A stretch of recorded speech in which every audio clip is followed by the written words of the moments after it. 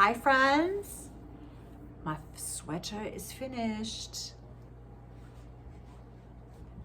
It's my funky. Get down with your bad self. Saraswati. It's big. And I know it's not for everybody, but it is for me. And I really, I love it. I think it's fun and it's my own creation. So that's what it's about. This is Lisa from Life with Fife, coming to you from Southern Vermont, where we talk about knitting, creativity, spirituality, how all of those things intersect and make our life better. And I'll tell you a little bit about this sweater. I talked about it last week.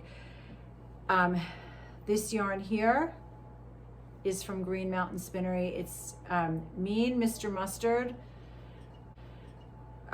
Music yarn. That's the name of the yarn.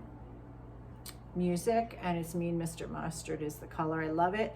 I'm going to be doing something. I had intended something else for it, but then I was just like, it was so perfect with this sweater. This is so fun and warm. This is Plochalopi doubled with Wing and a Prayer's yellow Vermont flock. This is Plochalopi doubled with some stash yarn that I had. I can't remember, some red wool, some green wool. And then I have Mean Mr. Mustard at the bottom.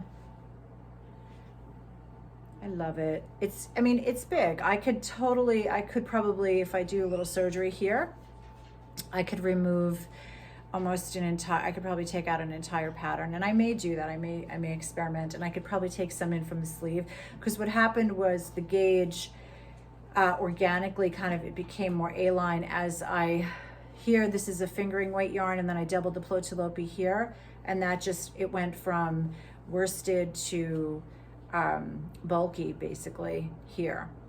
And then I also did a little bit. This is also Green Mountain Spinnery's, the blues, Green Mountain Spinnery's Cotton Comfort doubled with the yellow here. So it was really fun. And I'm so into this whole thing of just doing my own thing. I'm kind of just, not that I'm going to abandon patterns anytime soon, because patterns are great and they're helpful, and that's how we learn to knit. But I have a feeling I used a Japanese pattern book for the charts here. I found this great book in the bookstore in Burlington, and I loved it. And I found they have some great charts in here. And so I used this chart for the pattern here, the tulip pattern. And I'm just looking around, and I'm going to practice some embroidery. So what I love about this, what kind of things happened organically in this sweater, right? So because the gauge grew, it's heavier here, so it kind of pulled the yoke, and it kind of gives like a drop shoulder appearance, which it's just a basic yoke, and I like the neckline.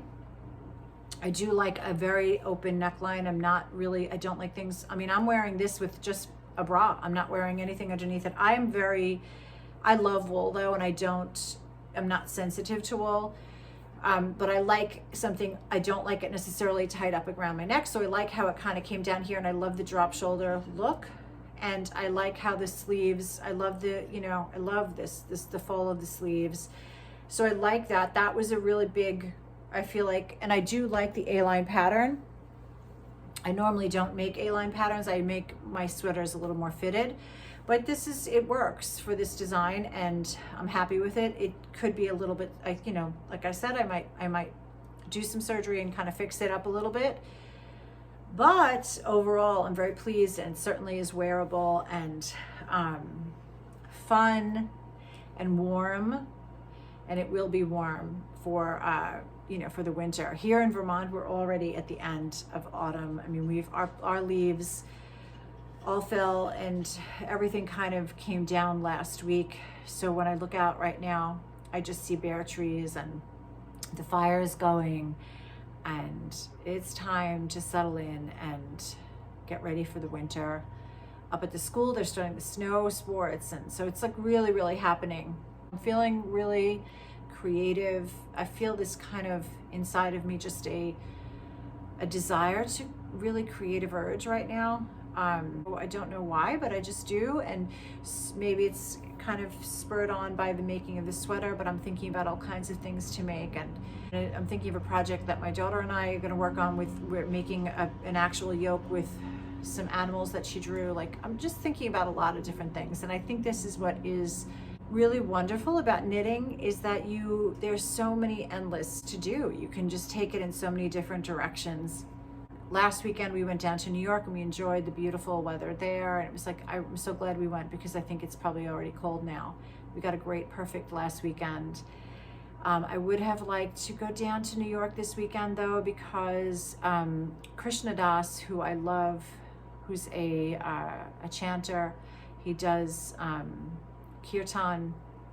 He's doing a big event down at the Church of Peter and Paul in New York City, and it just isn't possible. You can't, it wasn't possible this weekend. You can't do everything, but I'm just, I'm reading this book.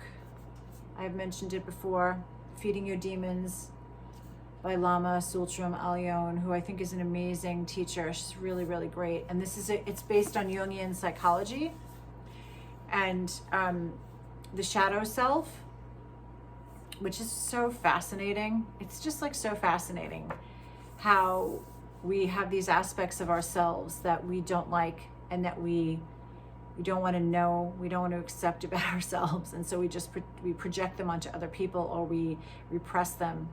And so oftentimes things like that will come out in the body in sort of unconscious ways. And she talks about how some pains and sicknesses and disease in the body can be related to repressed shadow self. And so I've just been working with that image and some of the meditations that she does. I'll just share one that's really, I think, quite powerful, where you envision an ache or a pain, something in your body that's present, a worry, a consistent, worry, an addiction, something that you're struggling with, like just comes up on a regular basis, on a daily basis. And you kind of envision it as a being in your body, and you let it come out and kind of come before you. And you give it as much visual, you let it be as real as possible. You kind of voice does it have, what do its eyes look like? What, you really let it become this being, and then it speaks to you. What does it want? What does it really need? And the meditation goes from there, and you kind of meditate, you kind of give yourself over to what it needs and allow it to take from you what it needs. And then it's a mirroring exercise where healing being comes into the meditation and gives you what you really need. And it's like this integration of the repressed part of ourself in the most wholesome and beautiful way.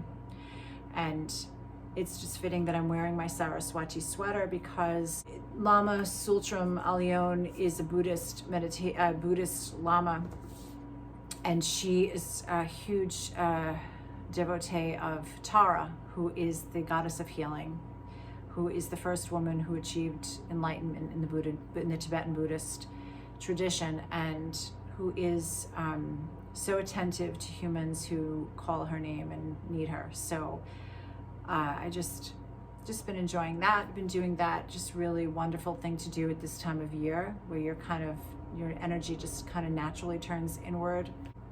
Reading some poetry that's really beautiful, doing some drawings, kind of sketching out some charts, thinking about what I'd like to do this winter, thinking about some Christmas gifts.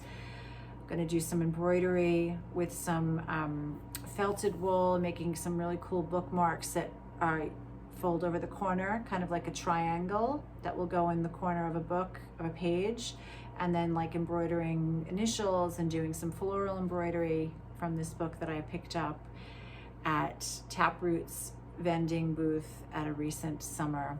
It was actually at Wing and a Prayer Farm.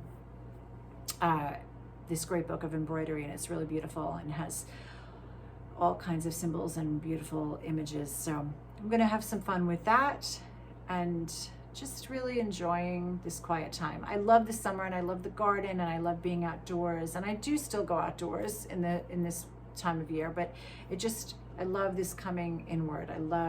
That's just naturally how I am. I'm kind of a natural homebody, and I love the activities that we can do in the home. And yeah, so feeling really good. Hope you're feeling really good.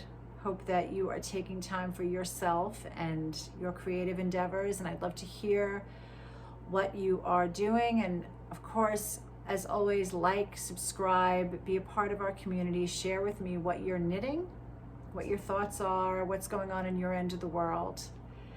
And sending you so much love. Namaste.